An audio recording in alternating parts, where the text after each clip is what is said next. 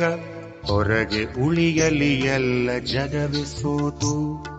ಮುಚ್ಚಿಬಿಡು ಮನಸ್ಸಿನ ಕದವನ್ನು ಬೇಗ, ಹೊರಗೆ ಉಳಿಯಲಿ ಎಲ್ಲ ಜಗವೇ ಸೋತು. ಬಿಚ್ಚಿಬಿಡು ಬಚ್ಚಿಟ್ಟ ಮಾತೆಲ್ಲವೊಮ್ಮೆ, ಬಿಚ್ಚಿಬಿಡು ಬಚ್ಚಿಟ್ಟ ಮಾತೆಲ್ಲವೊಮ್ಮೆ, ಹೃದಯ ಕೇಳಲಿ ಈಗ ಬಳಿಯೇ ಕೂತು.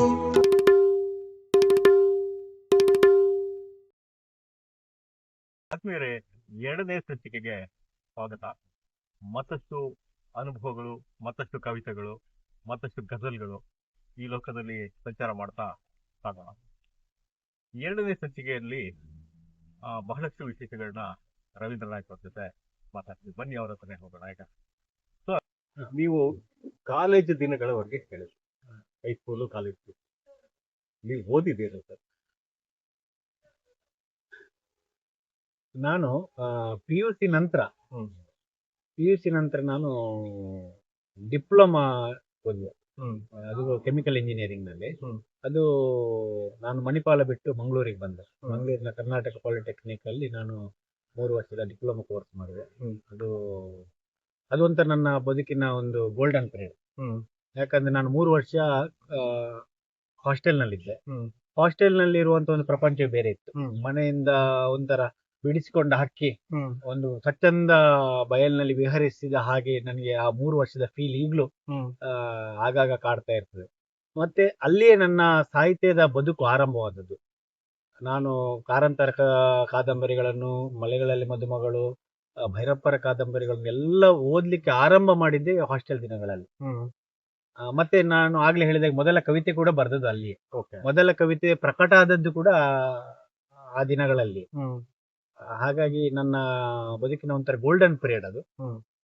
ಆ ನಂತರ ನನ್ನ ವೃತ್ತಿ ಜೀವನ ಆರಂಭವಾಯಿತು. ಅದು ನಾನು ಮೊದಲ ಜಾಬ್ ಮಾಡಿದ್ದು ಬೆಳಗಾಮಲ್ಲಿ ಹಿಂಡಾಲ್ಕೋ ಅನ್ನೋ ಒಂದು ಅಲ್ಯೂಮಿನಿಯಂ ಫ್ಯಾಕ್ಟರಿಯಲ್ಲಿ ನಾನು ಅಲ್ಲಿ ಜಾಬ್ ಮಾಡಿದೆ. ಅಲ್ಲಿ 2006ರವರೆಗೂ ನಾನಿದ್ದೆ. ಆ ನಂತರ ನಾನು ಮತ್ತೆ ಮಂಗಳೂರಿಗೆ ಬಂದೆ. Mangalore refinery and petrochemicals MRPL ನಲ್ಲಿ ನಾನು 2006ರಿಂದ ಇಲ್ಲಿವರೆಗೆ ನಾನು ಈಗ ಅಲ್ಲಿಗೆ ಅಸಿಸ್ಟೆಂಟ್ ಸೂಪರ್ವೈಸರ್ ಕೆಲಸ ಮಾಡ್ತಾ ಇದ್ದೆ. ಇದಿಷ್ಟು ನನ್ನ ವೃತ್ತಿ ಜೀವನ. ಈಗ ಇನ್ನೊಂದು ವಿಶೇಷ, ನಿಮ್ಮ ಕಾಲೇಜಿನ ತುಂಟ ದಿನಗಳಲ್ಲಿ ಅರಳಿದಂತ ತುಂಟ ಕವಿತೆಗಳಾದ್ರು ನೆನಪಿದೆಯಾ? ಕಾಲೇಜು ಅಂತ ಹೇಳಿದ ಕೂಡಲೇ ಅಂತ ಒಂದು ತುಂಟತನ, ಪ್ರೀತಿ, ಪ್ರೇಮ, ವಿರಹ ಎಲ್ಲರಿಗೂ ಕಾಡುವಂತ ಒಂದು ವಿಷಯಗಳೇ. ನಾನು ಕೂಡ ಅಂತ ಯಾವುದೋ ಒಂದು ವಿರಹದ ದಿನದಲ್ಲಿ ಇದ್ದಾಗ ನನಗೆ ಮೊದಲು ಸಾಂತ್ವನ ನೀಡಿದ್ದು BR ಲಕ್ಷ್ಮಣರಾವ್ ಅವರ ಒಂದು ಕವಿತೆ. ಅದು ಬಣ್ಣಿಸಲೆ ಹೆಣ್ಣೆ ಅಂತ ಒಂದು ಕವಿತೆ. ಸೊ ಅದರಲ್ಲಿ ಅವರೆಲ್ಲ ಹೆಣ್ಣನ್ನು ಬೇರೆ ಬೇರೆ ತರದ, ಅಂದ್ರೆ PT ಉಷಾನ ರೇಸಿಗಿರ್ಬೋದು, ಮರಡೋನ ಫುಟ್ಬಾಲ್ನ ಆಟಕ್ಕಿರ್ಬೋದು, ಕಪಿಲನ ಸಿಕ್ಸರ್ನಂತೆ ಹಾರಿ ಹೋಯಿತಲ್ಲಿ ಜಗದ ಎಲ್ಲ ಇಲ್ಲೇ ಅಂತೇಳಿ ನಮ್ಮ ಪ್ರೀತಿಯನ್ನು ಬಣ್ಣಿಸ್ತಾರೆ ಅವರು. ಅದೆಲ್ಲ ಆದ ನಂತರ ನನ್ಗೆ ಆ ಪ್ರೀತಿ ದಕ್ಕಲಿಲ್ಲ. ಆ ವಿರಹದ ಕ್ಷಣಗಳಲ್ಲಿ ಅವರು ಕೊನೆ ಸ್ಟಾಂಜನ್ನು ಬರೀತಾರೆ. ಉಳಿಸಿ ಹೋದೆಯ ನನಗೆ ಮುಗಿಯದ ಹುಡುಕಾಟ, ಒಲವೇ ನೀನೆಲ್ಲಿ ಇನ್ಯಾವ ಹೆಣ್ಣಿನಲ್ಲಿ ಅಂತ ಹೇಳಿ ಮುಗಿಸ್ತಾರೆ ಅವರು. ಅಂದ್ರೆ ಬದುಕಲ್ಲಿ ನಿಲ್ಲುವುದಿಲ್ಲ, ಮತ್ತೊಂದು ಹುಡುಕಾಟದತ್ತ ನಮ್ಮ ಮನಸ್ಸನ್ನು ಕರ್ಕೊಂಡು ಹೋಗುತ್ತೆ. ಮತ್ತೊಂದು ಯಾವುದೋ ಹೆಣ್ಣಿನಲ್ಲಿ ಆ ಒಲವನ್ನು ನಾವು ಹುಡುಕ್ತೇವೆ ಅನ್ನುವ ಒಂದು ಆಶಾವಾದದಲ್ಲಿ ಕೊನೆಗೊಳಿಸ್ತಾರೆ ಅವರು. ಅದಕ್ಕೆ ಅವರು ತುಂಟ ಕವಿ BR ಲಕ್ಷ್ಮಣರಾವ್. ಅಂತ ಕವಿತೆಗಳು ನಾನು ಬರ್ದದಿದೆ. ಆದ್ರೆ ನೀವು ಆಗ್ಲೇ ಹೇಳಿದಾಗೆ ಈ ಬದುಕಿನ ಬಾಂಧವ್ಯದ ನಡುವಿನ ಸಂಕೀರ್ಣತೆಯ ವಿಷಯಗಳೇ ನನ್ನನ್ನು ಹೆಚ್ಚು ಕಾಡಿದ್ದು. ಅಲ್ಲಿ ಕೂಡ ಹಾಗೆ, ಅಲ್ಲಿಂದ ಇಲ್ಲಿವರೆಗೆ ಕೂಡ ಅದೇ ಕಾಡ್ತಾ ಬಂದಿದೆ ವಿಷಯಗಳು. ಸೊ ಅಲ್ಲಿ ಇನ್ನೂ ನನಗೆ ಉತ್ತರ ಸಿಗ್ಲಿಲ್ಲ. ಆ ಉತ್ತರ ಸಿಗದ ಪ್ರಶ್ನೆಗಳು ಮತ್ತೆ ಮತ್ತೆ ಬರೀಸ್ತಾ ಇದೆ ಕವಿತೆಗಳು. ಹಾಗೆ ಉತ್ತರ ಸಿಗದ ಪ್ರಶ್ನೆಗಳೇ ಕವಿತೆಗಳಾಗಿ. ಸೊ ಇನ್ನೊಂದು, ಸಾಮಾನ್ಯವಾಗಿ ಕವಿಗಳಿಗೆ ಒಲಿದು ಬರುತ್ತೋ ಅಥವಾ ಕವಿತೆಗಳಿಗೆ ಒಲಿದು ಬರುವಂತ ಹೆಣ್ಣು ಮಕ್ಕಳು ಬಹಳ ಇರ್ತದೆ. ನಿಮ್ಮ ಪತ್ನಿ ನಿಮ್ಮ ಕವಿತೆಗೆ ಹೊರತು ಬಂದ್ರ ಅಥವಾ ನಿಮ್ಮ ಅಕ್ಷರಗಳಿಗೆ ಹೊರತು ಬಂದ್ರ, ಯಾವ್ದು ಬರ್ತದೆ? ಇದು ಬಹಳ ಏನ್ ಹೇಳ್ತಾರೆ ಸಂಕೀರ್ಣವಾದ ಪ್ರಶ್ನೆ. ತಮಾಷೆಗೆ ಒಂದು ಕವಿತೆಯನ್ನು ಹೇಳ್ಬೇಕು ನನ್ಗೆ. ದುಂಡಿರಾಜ ಅವರ ಹತ್ರ ಯಾರು ಕೇಳ್ತಾರೆ, ನಿಮ್ಮ ಕವಿತೆಗೆ ಸ್ಫೂರ್ತಿ ಯಾರು, ನಿಮ್ಮ ಹೆಂಡತಿಯೇ ಅಂತ ಹೇಳಿ. ಅದಕ್ಕೆ ಅವ್ರು ಕೇಳಿದವ್ರಿಗೆ ಹೌದೌದು ನಿಮ್ಮ ಹೆಂಡತಿಯೇ ಅಂತ ಹೇಳ್ತಾರೆ ಅವ್ರು ಕೇಳಿದವ್ರಿಗೆ. ಹಾಗಾಗಿ ನಮ್ಮ ಕಾವ್ಯದ ಹೆಣ್ಣು ಯಾರಂತ ಹೇಳಿ ಬಹುಶಃ ಕವಿ ಕೂಡ ಗೊತ್ತಿರೋದಿಲ್ಲ, ಕವಿ ಕೂಡ ಹುಡುಕ್ತಾ ಇರ್ತಾರೆ ಅದನ್ನ. ಹಾಗಾಗಿ ಅವಳು ಸಾಹಿತ್ಯವನ್ನು ಓದ್ತಾಳೆ, ಆದ್ರೆ ಅಷ್ಟು ಕವಿತೆಯ ಪ್ರೇಮಿ ಅಲ್ಲ ಅಂತ ನಾನು ಹೇಳ್ತೇನೆ. ಅವಳನ್ನು ಓದ್ತಾಳೆ, ಎಲ್ಲ ನನ್ನ ಸಾಹಿತ್ಯವನ್ನು ಇಷ್ಟಪಡ್ತಾಳೆ. ನಮ್ಮದು ಸಾಹಿತ್ಯದ ಹೊರಗಿರುವಂತ ಒಂದು ವಿವಾಹ ಅಂತ ಹೇಳ್ಬೋದು. ಅವ್ರಿಗೆ ಬರೆಯೋ ಅಭ್ಯಾಸ ಉಂಟಾ? ಇಲ್ಲ, ಬರೆಯುವ ಅಭ್ಯಾಸ ಇಲ್ಲ ಅವ್ರಿಗೆ. ಕೇಳುವ ಅಭ್ಯಾಸ ಇದೆ. ಭಾವಗೀತೆಗಳನ್ನು ಕೇಳ್ತಾಳೆ ಅವಳು, ತುಂಬಾ ಕೇಳ್ತಾಳೆ ಭಾವಗೀತೆಗಳನ್ನು. ಹಾಗಾಗಿ ನನ್ನ ಕವಿತೆಗಳು ಅವಳಿಗೆ ಅಷ್ಟು ಮುಟ್ಲಿಲ್ಲ, ಆದ್ರೆ ಭಾವಗೀತೆಗಳು ಹೆಚ್ಚು ಮುಟ್ಟಿದೆ ಅವಳಿಗೆ. ನೀವು ಒಂದ್ ಕಡೆ ಬರೀತೀರಾ, ಎದೆಯ ಸತ್ಯವನ್ನೆಲ್ಲ ಬಗೆದು ಕಾಣಲೇನಿದೆ ನಿಮಗೆ. ಎದೆಯ ಸತ್ಯವನ್ನೆಲ್ಲ ಬಗೆದು ಕಾಣಲೇನಿದೆ ನಿನಗೆ, ಶಾಂತ ಕೊಳದ ನೀರಿನೋಳವ ಬರಿದೆ ಕಲಕುವ ಹಠವೇ. ಸೊ ಇನ್ನೊಂದು, ಸಾಮಾನ್ಯವಾಗಿ ಕವಿಗಳಿಗೆ ಒಲಿದು ಬರುತ್ತೋ ಅಥವಾ ಕವಿತೆಗಳಿಗೆ ಒಲಿದು ಬರುವಂತ ಹೆಣ್ಣು ಮಕ್ಕಳು ಬಹಳ ಇರ್ತದೆ. ನಿಮ್ಮ ಪತ್ನಿ ನಿಮ್ಮ ಕವಿತೆಗೆ ಹೊರತು ಬಂದ್ರ ಅಥವಾ ನಿಮ್ಮ ಅಕ್ಷರಗಳಿಗೆ ಹೊರತು ಬಂದ್ರ, ಯಾವ್ದು ಬರ್ತದೆ? ಇದು ಬಹಳ ಏನ್ ಹೇಳ್ತಾರೆ ಸಂಕೀರ್ಣವಾದ ಪ್ರಶ್ನೆ. ತಮಾಷೆಗೆ ಒಂದು ಕವಿತೆಯನ್ನು ಹೇಳ್ಬೇಕು ನನ್ಗೆ. ದುಂಡಿರಾಜ ಅವರ ಹತ್ರ ಯಾರು ಕೇಳ್ತಾರೆ, ನಿಮ್ಮ ಕವಿತೆಗೆ ಸ್ಫೂರ್ತಿ ಯಾರು, ನಿಮ್ಮ ಹೆಂಡತಿಯೇ ಅಂತ ಹೇಳಿ. ಅದಕ್ಕೆ ಅವ್ರು ಕೇಳಿದವ್ರಿಗೆ ಹೌದೌದು ನಿಮ್ಮ ಹೆಂಡತಿಯೇ ಅಂತ ಹೇಳ್ತಾರೆ ಅವ್ರು ಕೇಳಿದವ್ರಿಗೆ. ಹಾಗಾಗಿ ನಮ್ಮ ಕಾವ್ಯದ ಹೆಣ್ಣು ಯಾರಂತ ಹೇಳಿ ಬಹುಶಃ ಕವಿ ಕೂಡ ಗೊತ್ತಿರೋದಿಲ್ಲ, ಕವಿ ಕೂಡ ಹುಡುಕ್ತಾ ಇರ್ತಾರೆ ಅದನ್ನ. ಹಾಗಾಗಿ ಅವಳು ಸಾಹಿತ್ಯವನ್ನು ಓದ್ತಾಳೆ, ಆದ್ರೆ ಅಷ್ಟು ಕವಿತೆಯ ಪ್ರೇಮಿ ಅಲ್ಲ ಅಂತ ನಾನು ಹೇಳ್ತೇನೆ. ಅವಳನ್ನು ಓದ್ತಾಳೆ, ಎಲ್ಲ ನನ್ನ ಸಾಹಿತ್ಯವನ್ನು ಇಷ್ಟಪಡ್ತಾಳೆ. ನಮ್ಮದು ಸಾಹಿತ್ಯದ ಹೊರಗಿರುವಂತ ಒಂದು ವಿವಾಹ ಅಂತ ಹೇಳ್ಬೋದು. ಅವ್ರಿಗೆ ಬರೆಯೋ ಅಭ್ಯಾಸ ಉಂಟಾ? ಇಲ್ಲ, ಬರೆಯುವ ಅಭ್ಯಾಸ ಇಲ್ಲ ಅವ್ರಿಗೆ. ಕೇಳುವ ಅಭ್ಯಾಸ ಇದೆ. ಭಾವಗೀತೆಗಳನ್ನು ಕೇಳ್ತಾಳೆ ಅವಳು, ತುಂಬಾ ಕೇಳ್ತಾಳೆ ಭಾವಗೀತೆಗಳನ್ನು. ಹಾಗಾಗಿ ನನ್ನ ಕವಿತೆಗಳು ಅವಳಿಗೆ ಅಷ್ಟು ಮುಟ್ಲಿಲ್ಲ, ಆದ್ರೆ ಭಾವಗೀತೆಗಳು ಹೆಚ್ಚು ಮುಟ್ಟಿದೆ ಅವಳಿಗೆ. ನೀವು ಒಂದ್ ಕಡೆ ಬರೀತೀರಾ, ಎದೆಯ ಸತ್ಯವನ್ನೆಲ್ಲ ಬಗೆದು ಕಾಣಲೇನಿದೆ ನಿಮಗೆ. ಸೊ ನಿಮ್ಮ ಎದೆಯ ಸತ್ಯವನ್ನು ಬಗೆದ್ರೆ ನಮ್ಗೇನ್ ಕಾಣ್ತದೆ? ಅದು ಆ ಭಾವಗೀತೆ, ಆ ಕವಿತೆ ಹುಟ್ಟಿದ್ದು ಕೂಡ ಅಂತ ಒಂದು ಕ್ಷಣಗಳಲ್ಲಿ. ಅಂದ್ರೆ ಎದೆಯ ಸತ್ಯವನ್ನೆಲ್ಲ ಬಗೆದು ಕಾಣಲೇನಿಗೆ ನಿನಗೆ, ಶಾಂತ ಕೊಳದ ನೀರಿನಾಳವ ಇನ್ನು ಕಲಕುವ ಹಠವೇ ಅಂತ. ಅಂದ್ರೆ ಸಂಬಂಧಗಳಲ್ಲಿ ಈ ನಾನು ನೇರವಾಗಿ ಮಾತಾಡ್ತೇನೆ, ನಾನು ಸತ್ಯವಾಗಿ ಮಾತಾಡ್ತೇನೆ, ಯಾರು ನನ್ನನ್ನು ಅಷ್ಟು ಹತ್ತಿರ ಸೇರಿಸ್ಕೊಳ್ಳುವುದಿಲ್ಲ, ಎಲ್ಲರಿಗೆ ಸುಳ್ಳು ಮಾತಾಡೋರು ಬೇಕು, ಆ ತರ ಒಂದು ಮಾತುಗಳು ನಾವು ಯಾವತ್ತೂ ಕೇಳ್ತಾ ಇರ್ತೀವಿ. ಆದ್ರೆ ಸಂಬಂಧಗಳು 1 to 1 ಸೂತ್ರದಲ್ಲಿ ನಡೀತಾ ಹೋಗುದಿಲ್ಲ ಯಾವತ್ತು, ನಿಮ್ಗೆ ಗೊತ್ತಿದೆ. ಅದೇ ಆ ಕವಿತೆಯಲ್ಲಿ ಕೊನೆಯಲ್ಲಿ ಬರ್ತದೆ, ನನ್ನ ಕವಿತೆ ನೋಡಿ, ಕೊನೆ ಕವಿತೆಯಲ್ಲಿ ಕೊನೆಗೆ, ನಿಜ ನಿಜಗಳ ನಡುವೆ ಎಲ್ಲೋ ಸುಳ್ಳು ಅಡಗಿ ಕುಳಿತು ನನ್ನ ನಿಜವು ನಿನ್ನ ನಿಜವು ಬದುಕಲಿಲ್ಲ ಕಲಿತು. ನಿಜ ನಿಜಗಳ ನಡುವೆ ಎಲ್ಲೋ ಸುಳ್ಳು ಅಡಗಿ ಕುಳಿತು, ನಿಜ ನಿಜಗಳ ನಡುವೆ ಎಲ್ಲೋ ಸುಳ್ಳು ಅಡಗಿ ಕುಳಿತು, ನಿನ್ನ ನಿಜವು ನನ್ನ ನಿಜವು ಬದುಕಲಿಲ್ಲ ಕಲಿತು, ನಿನ್ನ ನಿಜವು ನನ್ನ ನಿಜವು ಬದುಕಲಿಲ್ಲ ಕಲಿತು, ನಿನ್ನ ನಿಜವು ನನ್ನ ನಿಜವು ಬದುಕಲಿಲ್ಲ ಕಲಿತು. ಅಂದ್ರೆ ಸಂಬಂಧಗಳಲ್ಲಿ ನನ್ನದು ಒಂದು ಸತ್ಯ ಇದೆ, ನಿನ್ನದು ಒಂದು ಸತ್ಯ ಇದೆ. ಆ ಎರಡು ಸತ್ಯ ಬೆರೆತ್ರೆ ಮಾತ್ರ ಅದು ಒಂದು ಸತ್ಯವಾಗಿ ಹೋಗ್ತದೆ. ಇಲ್ಲ ಇದ್ರೆ ಅದು ಎರಡು ದಡಗಳ ನಡುವೆ ಇರುವಂತ ಸತ್ಯಗಳು. ನಮಗೆ ಸಂಬಂಧಗಳಲ್ಲಿ ಏನು ಬೇಕಂತ ಹೇಳಿದ್ರೆ, ಒಬ್ರು ಸೋತ್ರು ಪರವಾಗಿಲ್ಲ, ಆ ಸಂಬಂಧಗಳು ಉಳಿಬೇಕು. ಆದ್ರೆ ಇಲ್ಲಿ ಏನಾಗ್ತಾ ಇದೆ, ನಾನ್ ನನ್ನ ಸತ್ಯವನ್ನು ಇಟ್ಕೊಂಡು ಕೂತ್ಕೊಳ್ತಾ ಇದ್ದೇನೆ, ಅವರ ಸತ್ಯವನ್ನು ಇಟ್ಕೊಂಡು ಕೂತ್ಕೊಳ್ತಾ ಇದ್ದಾರೆ. ಆ ಸತ್ಯಗಳಿಗೆ ನಾನಾ ಮುಖಗಳಿವೆ.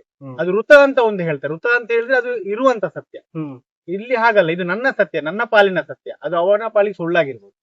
ಅವನ ಪಾಲಿನ ಸತ್ಯ ನನ್ನ ಪಾಲಿಗೆ ಸುಳ್ಳಾಗಿರ್ಬೋದು. ಆದ್ರೆ ನಾವೇನ್ ಮಾಡ್ತಾ ಇದ್ವಿ, ನಮ್ಮ ದಡಗಳಲ್ಲಿ ನಿಂತು ನಮ್ಮ ಸತ್ಯಗಳನ್ನ ವಾದ ಮಾಡ್ತಾ ಇದ್ವಿ. ಆದ್ರೆ ಇರುವ ಬೇರೆ ಇದೆ ಅಲ್ಲಿ. ಹಾಗಾಗಿ ನಾನು ಕೊನೆಯಲ್ಲಿ ಅದಕ್ಕೆ ಒಂದು ಕನ್ಕ್ಲೂಷನ್ ಹಾಕಿದ್ದು ಹಾಗೆ, ನಿನ್ನ ನಿಜದ ಸೂಜಿ ಮೊನೆಗೆ ಎದೆಯ ಸತ್ಯ ಸಾಯಲಿ. ನಿಮ್ಮ ಎದೆಯಲ್ಲಿ ಇಟ್ಕೊಂಡ ಸತ್ಯಗಳೆಲ್ಲ ಸಂಬಂಧಗಳನ್ನು ಉಳಿಸಿಕೊಳ್ಳಲಿಕ್ಕೆ ಸಾಧ್ಯ ಇಲ್ಲ ಅಂತ ಆದ್ರೆ, ಆ ಸತ್ಯಗಳನ್ನು ನಿಮ್ಮ ಎದೆಯಲ್ಲೇ ಸಾಯಿಸಿ ಬಿಡುವ. ಎದೆಗೆ ಸಂಕ ಕಟ್ಟುವ ಸುಳ್ಳು ಮಾತು ಮೇರೆಯಲ್ಲಿ. ಎದೆ ಸಂಕ ಕಟ್ಟಬೇಕು, ಎದೆ ಸೇತುವೆ ಕಟ್ಟಬೇಕು, ಆ ಸಂಬಂಧಗಳು ಉಳಿಬೇಕು. ಅದು ಸತ್ಯವೋ ಸುಳ್ಳೋ ಬೇರೆ ವಿಷಯ, ಆ ಸಂಬಂಧಗಳು ಮುಂದುವರಿಬೇಕು. ಹಾಗಾಗಿ ನನಗೆ ಆ ಸತ್ಯ ಅಥವಾ ಸುಳ್ಳು ಮಾತು ಮುಖ್ಯ ಆಗುದಿಲ್ಲ, ಅಲ್ಲಿ ಸಂಬಂಧಗಳು ಉಳಿಯುವುದು ಮುಖ್ಯ ಆಗುತ್ತೆ. ಹಾಗಾಗಿ ಅದಕ್ಕೆ ಏನು ಬೇಕು ಅದನ್ನ ನೀವು ಮಾಡಿ ಅಂತ ಹೇಳುವಂತ ಒಂದು ಸಣ್ಣ ಥೀಮ್ ಇರುವಂತ ಕವಿತೆ ಅದು. ಇದಕ್ಕೆ ಫಯಾಜ್ ಖಾನ್ ಅವರು ಬೇಕು ಅಂತ ಯಾಕೆ ಅನಿಸ್ತದೆ? ಇದು ಫಯಾಜ್ ಖಾನ್ ಅವರನ್ನು ಸಜೆಷನ್ ಮಾಡಿದ್ದು ಸಮೀರ್ ರಾವ್ ಸರ್ ಹಾಡಿಗೆ. ಅದು ಒಂದು ಗಜಲ್, ಸ್ವಲ್ಪ ಸಣ್ಣ ಗಜಲ್ ಶೈಲಿಯಲ್ಲಿ ಅವರು ಕಂಪೋಸ್ ಮಾಡಿದ್ರು. ಫಯಾಜ್ ಖಾನ್ ಅವರ ಒಂದು ಗಾಢವಾದ ಒಂದು ಧ್ವನಿ ಇದೆ ಅದರಲ್ಲಿ. ಅಂದ್ರೆ ಮುಕ್ತದ ಹಿನ್ನೆಲೆಯಲ್ಲಿ ಅವರು ಒಂದು ಆಲಾಪ ತೆಗಿತಾರೆ, ಅದ್ಭುತವಾದ ಆಲಾಪ. ಸೊ ಅದು ಎಲ್ಲೋ ಈ ಹಾಡಿಗೆ, ಈ ಗಾಢ ವಿಷಾದಕ್ಕೆ, ಈ ಹಾಡಿನ ಥೀಮಿಗೆ ಸೂಟ್ ಆಗುತ್ತೆ ಅಂತೇಳಿ ಸಮೀರ್ ರಾವ್ ಅವರು ಅವತ್ತೇ ಹೇಳಿದ್ರು. ಹಾಗಾಗಿ ಅದೆಲ್ಲ ಅರೇಂಜ್ಮೆಂಟ್ ಮಾಡಿ ಸಮೀರ್ ರಾವ್ ಸರ್ ಇಲ್ಲಿ ಮತ್ತೆ ಅದ್ಭುತವಾಗಿ ಹಾಡಿದ್ದಾರೆ ಅದನ್ನು. ಇಲ್ಲಿ ಒಂದು ಎರಡನೇ ಪ್ಯಾರಾದಲ್ಲಿ, ಅಂಟಿಕೊಂಡರಷ್ಟೇ ತಾನೆ ಇಲ್ಲಿ ಬದುಕ ಚಿಗುರು, ಕಿತ್ತ ಎದೆಯ ಮಾತು ಕೋಪ ಕೆಳೆವ ಮೊಸರು.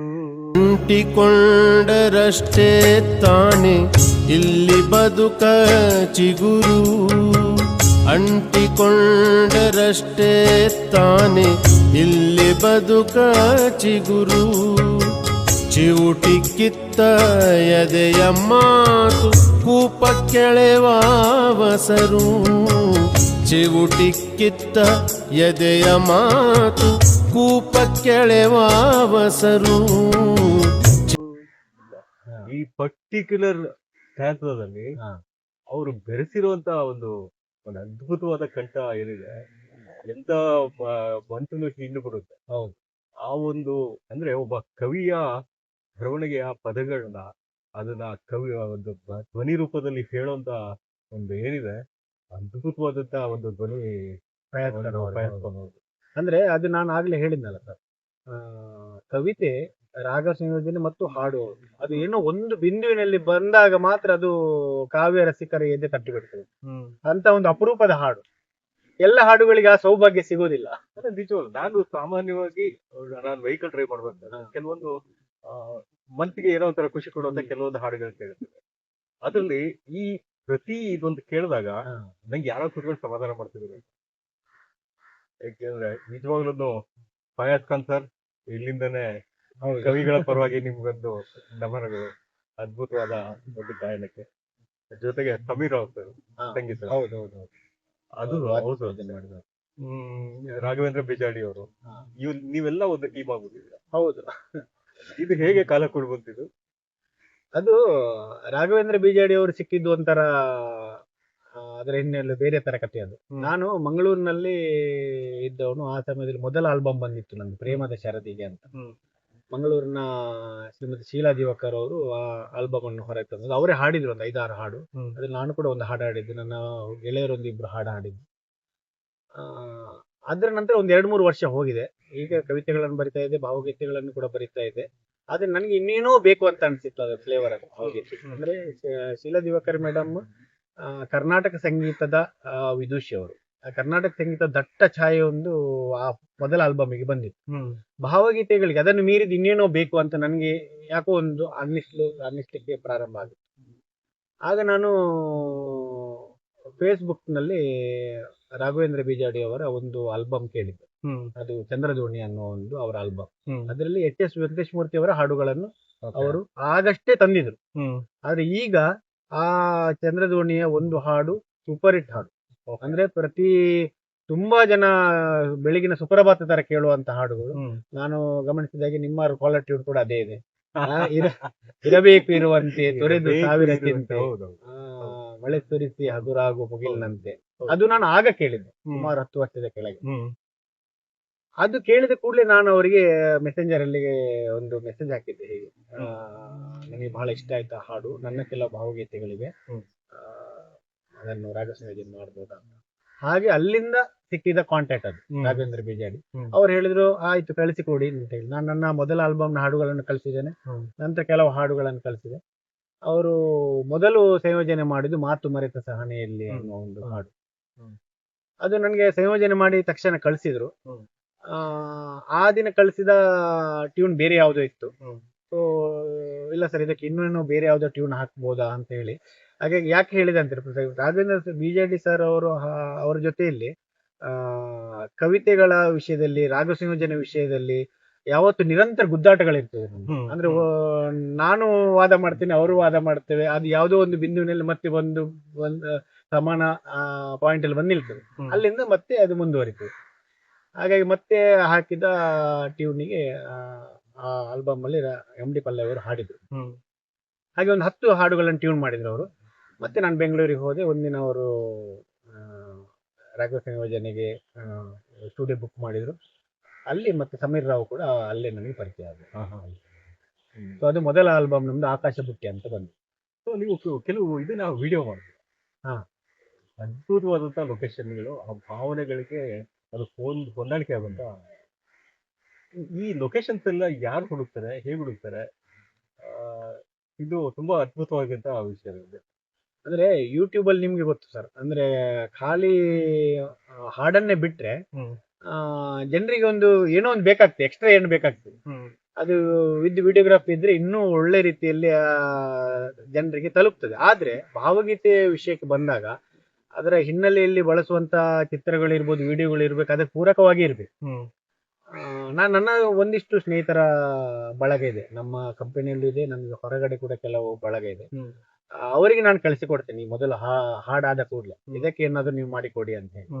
ಹಾಗಾಗಿ ನನಗೆ ಮಂಡ್ಯದವರು ಇಬ್ರು ಇದ್ದಾರೆ, ಜಯಂತ್ ಕುಮಾರ್ ಅಂತ ಹೇಳಿ. ಅವರು ಕೂಡ ಒಳ್ಳೆ ಪೊಯಿಟಿಕ್ ಸೆನ್ಸ್ ಇರುವವರು. ಅವರು ಹೆಚ್ಚಿನ ನನ್ನ ಹಾಡುಗಳಿಗೆ ಯೂಟ್ಯೂಬ್ ನಲ್ಲಿ ವಿಡಿಯೋಗಳನ್ನು ಮಾಡಿಕೊಟ್ಟವರು ಅವರು. ಅದು ಆದ ನಂತರ ನನ್ನ ಹಾಡನ್ನು ನೋಡಿ ತುಂಬಾ ಜನ ಕೇಳಿದ್ದಾರೆ, ತುಂಬಾ ಜನರಿಗೆ ಅವರ ಕಾಂಟ್ಯಾಕ್ಟ್ ಕೂಡ ಕೊಟ್ಟಿದ್ದಾರೆ. ಈಗ ಬೇರೆ ಬೇರೆ ಅವರ ಇದರಲ್ಲಿ ಅವರ ವಿಡಿಯೋಗಳು ಓಡಾಡ್ತಾ ಇದೆ. ಅಂದ್ರೆ ಆ ಪೊಯಿಟಿಕ್ ಸೆನ್ಸ್ ಇದ್ರೆ ಅವರು ಅದನ್ನು ಥೀಮ್ ಅನ್ನು ನೋಡ್ಕೊಂಡು ಆ ಸಾಲುಗಳು ಏನ್ ಹೇಳ್ತವೆ, ಅದಕ್ಕೆ ಏನು ಕೊಡ್ಬೋದು ನಾವು ಅನ್ನೋದನ್ನ ನೋಡಿ ವಿಡಿಯೋಗ್ರಫಿ ಕೂಡ ಮಾಡ್ತಾರೆ. ಮತ್ತೆ ಕೆಲವು ಇಂಟರ್ನೆಟ್ ಗಳಲ್ಲಿ ಸಿಗುವಂತ ಕಾಪಿರೈಟ್ ಫ್ರೀ ವಿಡಿಯೋಗಳನ್ನು ಕೂಡ ಬಳಸ್ಕೊಂಡು ವಿಡಿಯೋ ಮಾಡಿ ಕೊಡ್ತಾರೆ. ಇಲ್ಲ, ಅದ್ಭುತವಾದಂತಹ ಒಂದು, ಹೌದು, ನೋಡುಗರಿಗೂ ಒಳ್ಳೆ ಪರಿಣಾಮ. ಅದು ಈ ಎಲ್ಲ ಸಕ್ಸಸ್ ನಲ್ಲಿ ಅವರಿಗೂ ಕೂಡ ಅದೊಂದು ಕ್ರೆಡಿಟ್ ಇದೆ ಖಂಡಿತವಾಗಿ. ಇಲ್ಲಿವರೆಗೆ ಈ ತರಹದ ಎಷ್ಟು ಸಾಹಸಗಳಾಗಿ? ಭಾವಗೀತೆ ಆಲ್ಬಮ್ ನಾನು 3 ಹೊರತಂದೇನೆ ಇದುವರೆಗೆ. ಪ್ರೇಮದ ಚರದಿಗೆ, ಆಕಾಶ ಬುಟ್ಟಿ, ಮತ್ತೆ ಒಲವ ಶ್ರಾವಣ ಅನ್ನೋದು. ಮತ್ತೆ ಕೊನೆಗೆ ಲಾಸ್ಟ್ ನಾನೊಂದು ಮಾಡಿದ್ದು ಅದು 100 ನೋವಿನ ನಡುವೆ ಎಲ್ಲ ಬಂದ ಹಾಡುಗಳು. ಅದರಲ್ಲೂ ಒಂದು ಆಲ್ಬಮ್ ಆಗುವಂತದ್ದೇ ಹಾಡುಗಳಿದ್ದು ಗಣೇಶ್ ದೇಸಾಯಿ ಅವರು ಸಂಯೋಜನೆ ಮಾಡಿದ್ದು. ಆದ್ರೆ ನಾವು ಈಗ ಆಲ್ಬಮ್ ಮಾಡ್ಲಿಲ್ಲ, ಅಂದ್ರೆ ಈ ಕ್ಯಾಸೆಟ್ ಗಳ ಕಾಲ ಇಲ್ಲ, ಈಗ ಸಿಡಿಗಳ ಕಾಲ ಇಲ್ಲ. ಸಿಡಿಗಳು ಮನೆಯಲ್ಲಿ ಮಾತ್ರ ಅಲ್ಲ, ನಿಮ್ಮ ಕಾರಲ್ಲಿ ಕೂಡ ಇಲ್ಲ ಈಗ. ಏನಿದ್ರು ಆಡಿಯೋ ಅಥವಾ ವಿಡಿಯೋ ಇಲ್ಲಿ ಯೂಟ್ಯೂಬ್ ಅಥವಾ ಬೇರೆ ಆಡಿಯೋ ಫಾರ್ಮ್ಯಾಟ್ ಗಳ ಕಾಲ ಅಲ್ಲ. ಹಾಗಾಗಿ ಒಂದೊಂದೇ ಹಾಡುಗಳನ್ನ ಯೂಟ್ಯೂಬ್ ಅಲ್ಲಿ ಬಿಡ್ತಾ ಬಂದಿದ್ದೇವೆ. ಅದು ಒಂದು ಆಲ್ಬಮ್ ಅಂತ ತಕೊಂಡ್ರೆ 4 ಆಲ್ಬಮ್ ನಾನು ಮಾಡಿದ್ದೆ. ಸುಮಾರು ಒಂದು 45ರಿಂದ 50 ಭಾವಗೀತೆಗಳು ಇದುವರೆಗೆ ನನ್ನ ಯೂಟ್ಯೂಬ್ ಚಾನಲ್ ಅಲ್ಲಿ. ಒಂದು ಹಾಡಿಗೆ ಗಣೇಶ್ ದೇಸಾಯಿ ಅವರು ಜೀವ. ಹೌದು, 100 ನೋವಿನ ಹಾಡಿಗೆ. 100 ನೋವಿನ ನಡುವೆ ಒಂದು ನಗೆಯು ಕಾಡಿ, 100 ನೋವಿನ ನೋವಿನ ನಡುವೆ ಒಂದು ನಗೆಯು ಕಾಡಿ ನೆಪವು ಸಿಕ್ಕಿದೆ ಬದುಕಿಗೆ, ನೆಪವು ಸಿಕ್ಕಿದೆ ಬದುಕಿಗೆ. ದುಃಖ ಕಡಲಿನ ನಡುವೆ ಸುಖದ ನದಿಯೂ ಹರಿದು, ದುಃಖ ಕಡಲಿನ ನಡುವೆ ಸುಖದ ನದಿಯೂ ಹರಿದು, ದಾಹ ಹೆಚ್ಚಿದೆ ಬಯಕೆಗೆ, ದಾಹ ಹೆಚ್ಚಿದೆ ಬಯಕೆಗೆ. ಅದರ ಹಿನ್ನೆಲೆ ಹೇಗಿತ್ತು? ಅದು ಅದೇ ಹಾಡು ಹುಟ್ಟಿದ ಸಮಯ ಅಂತ ಹೇಳಲಿಕ್ಕೆ ಹೋದ್ರೆ ಬಹಳ ಕಷ್ಟ. ನಾನು ಆಗ್ಲೇ ಹೇಳಿದೆ ಅದೊಂಥರ ಪೋಸ್ಟ್ ಮಾರ್ಟಮ್ನ ವಿಷಯ. ಆದ್ರೆ ಪ್ರಪಂಚದಲ್ಲಿ ಬಹಳಷ್ಟು ದುಃಖ ಇದೆ ನಾನು ನೋಡಿದ ಹಾಗೆ. ಸೊ ಬುದ್ಧ ಕೂಡ ಈ ವಿಷಯದಲ್ಲೇ ಆ ಆ, ಸಂಸಾರವನ್ನು ಬಿಟ್ಟು ಹೋದವನು. ದುಃಖವೇ ಆಸೆ ದುಃಖಕ್ಕೆ ಮೂಲ ಅಂತ ಹುಡುಕಿ ಜಗತ್ತಿಗೆ ತನ್ನ ಬೋಧನೆಗಳ ಮೂಲಕ ಸಾಂತ್ವನ ಕೊಟ್ಟವನು ಬುದ್ಧ. ಅಂತ ದುಃಖಗಳು ನಮ್ಮ ಬದುಕಿನ ಕ್ಷಣ ಕ್ಷಣದಲ್ಲೂ ಇವೆ. ನನಗೆ ರಂಗಮ್ಮ ಹೊದೇಕಲ ಅನ್ನೋ ಒಬ್ರು ಕವಯತ್ರಿದ್ದಾರೆ ತುಮಕೂರಿನವರು. ಅವರು ಒಂದು ಕವಿತೆಯಲ್ಲಿ ಬರೀತಾರೆ, ಈ ಬದುಕನ್ನು ಪ್ರೀತಿಸುವುದೆಂದರೆ ನೋವುಗಳನ್ನು ದಾಟುವುದಷ್ಟೇ ಅಂತ ಹೇಳ್ತಾರೆ. ಅಂದ್ರೆ ಪ್ರತಿ ಕ್ಷಣದಲ್ಲಿ ನೋವುಗಳಿವೆ. ಆ ನೋವುಗಳ ನಡುವೆ ಎಲ್ಲೋ ನಿಮ್ಗೆ ಸುಖದ ಒಂದು ಊಟೆ ಕಾಣ್ತದೆ, ಸುಖದ ಒಂದು ಚಿಲುಮೆ ಕಾಣ್ತದೆ. ನಾನಂತೂ ಕಡಲೂರಿನವನು, ಸಮುದ್ರ ನನಗೆ ಹತ್ರ. ಹಾಗಾಗಿ ನನಗೆ ಸಮುದ್ರ ಅನ್ನೋದು ಸಾಗರ ಅನ್ನೋದು ಒಂದು ದುಃಖಕ್ಕೆ ಇರುವಂತ ಪ್ರತಿಮೆ ತರ ನಾನು ಅನ್ಕೊಂಡೆ. ಅಂದ್ರೆ ಸಾಗರದ ಉಪ್ಪು ನೀರು ನಮ್ಮ ಕಣ್ಣೀರು ತರ. ಸೊ ಆ ಸಾಗರದ ನಡುವೆ ಹರಿತಾ ಇರುವಂತಹ, ಸಾಗರದ ಸೇರಲು ಬರ್ತಾ ಇರುವಂತಹ ಸಿಹಿ ನೀರಿನ ನದಿಗಳೇನಿವೆ, ಅದು ನಮ್ಮ ಬದುಕಿನ ಸಣ್ಣ ಸಣ್ಣ ಸುಖದ ಕ್ಷಣಗಳು. ದುಃಖ ಸಾಗರ ಇದೆ, ಆ ದುಃಖ ಸಾಗರದ ನಡುವೆ ಸುಖದ ಕ್ಷಣಗಳು ಬಂದು ಸೇರ್ತಾ ಇದೆ. ಹಾಗಾಗಿ 100 ನೋವಿನ ನಡುವೆ ಒಂದು ನಗು ಕಾಡಿ ನೆಪವು ಸಿಕ್ಕಿದೆ ಬದುಕಿಗೆ. ದುಃಖ ಕಡಲಿನ ನಡುವೆ ಸುಖದ ನದಿಯು ಹರಿದು ದಾಹ ಹೆಚ್ಚಿದೆ ಬದುಕಿಗೆ. ಅಂದ್ರೆ ಆ ಸಾಗರದ ನಡುವೆ ಅಂತ ಒಂದು ಸುಖದ ಕ್ಷಣಗಳು ನಮ್ಗೆ ಸಿಕ್ಕಿದ ಕೂಡಲೇ ಆ ಸಾಗರದಷ್ಟು ನೋವನ್ನು ನಾವು ಮರ್ತು ಬಿಡ್ತೇವೆ. ನಮ್ಗೆ ಮತ್ತೇನೋ ಬದುಕಲಿಕ್ಕೆ ನೆಪ ಸಿಗ್ತದೆ, ಈ ಬದುಕನ್ನು ಸಹ್ಯ ಮಾಡಿ ಬಿಡ್ತೇವೆ. ಅಂತ ಒಂದು ಕ್ಷಣ ಅದಲ್ಲಿ ಯಾವುದೋ ಒಂದು ಅಪರೂಪ ಕ್ಷಣದಲ್ಲಿ ಆ ಕವಿತೆ ಹುಟ್ಟಿತ್ತು. ಮತ್ತು ಬದುಕಿನ ವೈರುಧ್ಯಗಳ ನಡುವೆ ಕೂಡ ಮುಂದಿನ ಇದ್ರಲ್ಲಿ ನಾನು ಬರಿತಾ ಹೋಗ್ತೇನೆ. ಅಂದ್ರೆ ಮನಸ್ಸುಗಳ ನಡುವೆ ಗೋಡೆ ಎದ್ದು ಬಿಟ್ಟಿದೆ, ಕೆಡೆಯುವ ಕೈ ನಮ್ಗೆ ಸಾಕಾಗುದಿಲ್ಲ, ಬಲ ಸಾಕಾಗ್ತಾ ಇಲ್ಲ, ಅಂತ ದೊಡ್ಡ ದೊಡ್ಡ ಗೋಡೆಗಳು ಎದ್ದು ಬಿಟ್ಟಿದೆ. ಅಂತ ಒಂದು ಹತಾಶೆಯ ಸಮಯದಲ್ಲಿ ನಾವು ಕೂತ್ಕೊಂಡಾಗ ಯಾವುದೋ ಒಂದು ಭರವಸೆ ಕಿರಣ ಮನೆಯ ಒಳಗೆ ಯಾವುದೋ ಕಿಂಡಿಯಿಂದ ಬಂದು ಬಿಡ್ತದೆ. ಸೊ ಮತ್ತೊಂದು ನೆಪ ಸಿಗ್ತದೆ ಬದುಕಲಿಕ್ಕೆ ಅಂತ. ಸೊ ಆ ತರ ಒಂದು ಏನೋ ಆ ಸಾಲಿನ ಮೇಲೆ ಸಾಲು ಹುಡ್ತಾ ಹೋಯ್ತು, ಅದೊಂದು ದಿವ್ಯ ಕ್ಷಣ. ಹೌದು, ಪ್ರತಿ ಕವಿತೆಗೂ ತಪ್ಪತ್ತ. ಒಂದು ಕವಿತೆ ಮೂಡ್ಬೇಕು ಅಂತ ಹೇಳಿದ್ರೆ ಒಂದು ಕ್ಷಣದಲ್ಲಿ ಮೂಡೋದಕ್ಕೆ ಸಾಧ್ಯ. ಬಹಳಷ್ಟು ದಿನಗಳ ಚಿಂತನ ಮಂಥನ ಆಗುತ್ತೆ ಮನಸ್ಸಿನಲ್ಲಿ, ಅಕ್ಷರಗಳ ಮಂಥನ ಆಗ್ಬೇಕು, ಭಾವನೆಗಳು ಅದಕ್ಕೆ ಪೂರಕವಾಗಿ ಸ್ಪಂದಿಸ್ಬೇಕು. ಜೊತೆಗೆ ನಮ್ಮ ಆಲೋಚನಾ ಕ್ರಮ ಆ ಕವಿತೆಗಳ ಒಂದು ಸರಿಯಾದ ದಿಕ್ಕಿನಲ್ಲಿ ನಡ್ಕೊಂಡು ಹೋಗ್ಬೇಕು. ಜೊತೆಗೆ ಕೈ ಇಲ್ಲದಿರುವಂತ ಪೆನ್ನು ಅಕ್ಷರಗಳನ್ನ ಅಷ್ಟೇ ಸ್ಥಿರವಾಗಿ. ಈ ವಿಷಯದಲ್ಲಿ ನನಗೆ ಇವರಿದ್ದೊಂದು ಕವಿತೆ ನೆನಪು ಬರುತ್ತೆ. ಕೆ.ಸಿ. ಶಿವಪ್ಪ ಅನ್ನೋರು ಒಬ್ರು ಕವಿ, ಬಹಳ ಹಿರಿಯ ಕವಿ, ನಮ್ಮ ಮನೆ ಹತ್ರ ಇರೋದು. ಅವರು ಬಹಳಷ್ಟು ಮುಕ್ತಗಳನ್ನು ಬರೆದಿದ್ದಾರೆ. ಮುದ್ದುರಾಮ ನನಗೆ ಅದು ನೀವು ಈ ಕವಿತೆಗಳ ವಿಷಯದಲ್ಲಿ ಹೇಳಿದ್ರಲ್ಲ, ಅವ್ರು ಬರೀತಾರೆ, ನನ್ನದಿದು ನಾ ಬರೆದೆ ಅನ್ನುವ ಅಮಲೇರಿದರೆ ಪಾತಾಳದೊಳಬಿದ್ದೆ ನೀ ಮೇರುವಿಂದ, ನಿನ್ನದಲ್ಲ ಪದಪುಂಜ ಯಾರದೋ ಕರುಣೆ ಅದು, ನೀ ಬರೀ ನಿಮಿತ್ತವು ಮುದ್ದುರಾಮ ಹೇಳ್ತಾರೆ. ಅಂದ್ರೆ ನಾನು ಹೇಳಿದ್ನಲ್ಲ, ಆ ಕ್ಷಣದಲ್ಲಿ ಏನೋ ಹೊಳೆದು ಬಿಡ್ತದೆ. ನನ್ನದೇ ಪದಪುಂಜ ಅಲ್ಲ ಅದು, ಅದು ಈಗಾಗಲೇ ಬಳಸಿದ ಪದಪುಂಜಗಳೇ. ನಾನು ಕುತ್ಕೊಂಡಾಗ ಬೇರೆ ಬೇರೆ ತರದಲ್ಲಿ ಸಂಯೋಜನೆಗೊಳ್ತದೆ.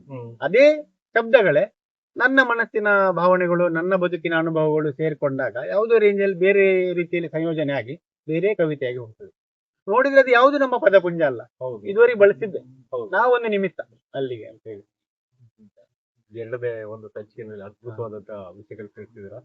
ಮತ್ತೆ ಮೂರನೇ ಸಂಚಿಕೆಯಲ್ಲಿ ಇನ್ನಷ್ಟು ವಿಷಯಗಳನ್ನ ನಾವು ಮೇಲೆ ಶಾಂತ